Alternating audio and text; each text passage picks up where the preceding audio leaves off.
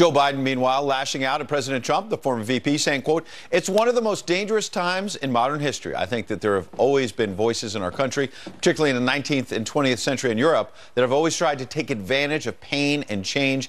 Do you think Trump really cares about the kids I grew up with in Scranton, Pennsylvania, as far as their economic well-being?"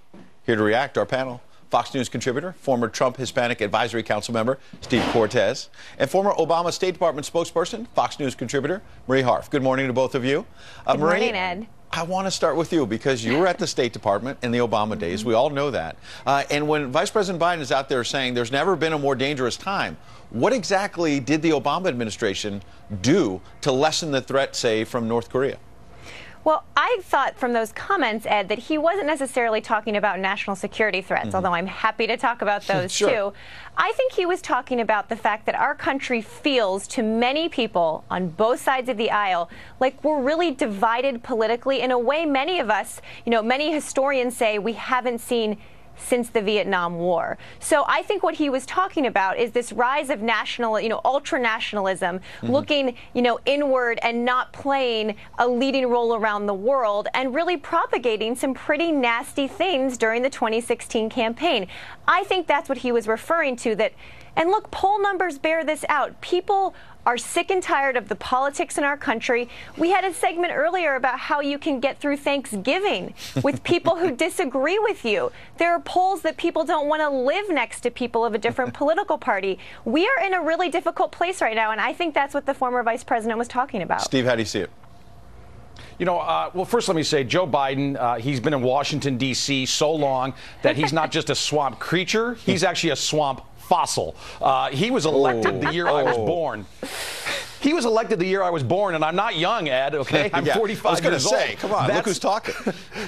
That's when he was elected to Washington, D.C., so he's the personification of the swamp and everything that's wrong with the political class in this country. I agree, by the way, with Marie, that our country is deeply divided as it's been, in fact, in my lifetime. But I put the blame for that on the previous president and, frankly, on George W. Bush, because what we've had so far in this century is slow growth for the average American worker in terms of wages.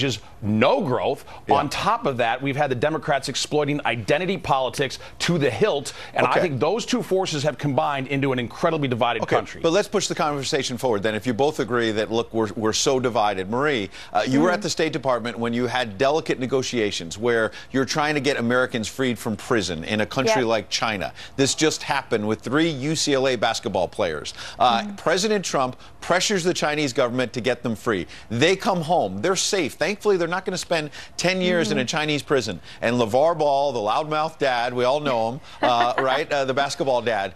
He says President Trump didn't do anything. I don't know nothing about him. Who? What was he over there for? Don't tell me nothing. Everybody wants to make it seem like he helped me out. As long as my boy's back here, I'm fine. I'm from L.A. I've seen a lot of worse things happen than a guy taking some glasses talking about the shoplifting.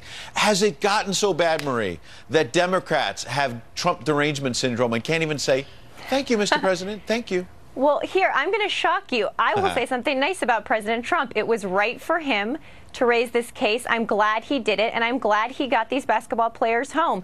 But look, this father probably shouldn't have said this. He should have probably been a little more grateful. But the tone starts at the top. And President Trump on Twitter, in interviews, will attack anyone he sees is going after him. He has set a tone that has brought our politics down significantly, going after Gold Star families, going after his, everyone under the sun in really nasty terms. Steve, fair question. Doesn't the president set the tone? He does set the tone. And look, I will say, again, in a deeply divided country that our politics have become very confrontational. That's just the reality. I think the way to heal, by the way, is stop focusing on identity politics and start focusing on what unites us as Americans and economic growth. So I believe the president will do that healing work. LeVar Ball, when he sits down for his turkey on Thursday, he should give thanks that we have a commander-in-chief who went to bat for his son and for other young Americans who made a silly mistake. And I'm glad that the son, by the way, it wasn't like father father-like son, because the son did graciously thank the president. Yeah, let me say something nice about Marie, by the way, because she said something, which is that I met her dad a few months ago in Washington. Very nice guy. And as I remember, he doesn't always agree with you politically. So what's Thanksgiving like for you? I got 10 seconds. Look, Thanksgiving is great. We are all going to sit around the table this year and talk about the things we agree on, how happy we are to live in this country, how lucky we are. I think we can all agree on that, right, Ed? Yes, and we're thankful Amen. We're thankful we have Marie and Steve and the Fox family. Thank you. It's getting down to crunch time for Congress to pass tax reform. What can we expect from the Senate this week? Who knows it better? I dare you, find someone better than Maria Bartiromo. She's here.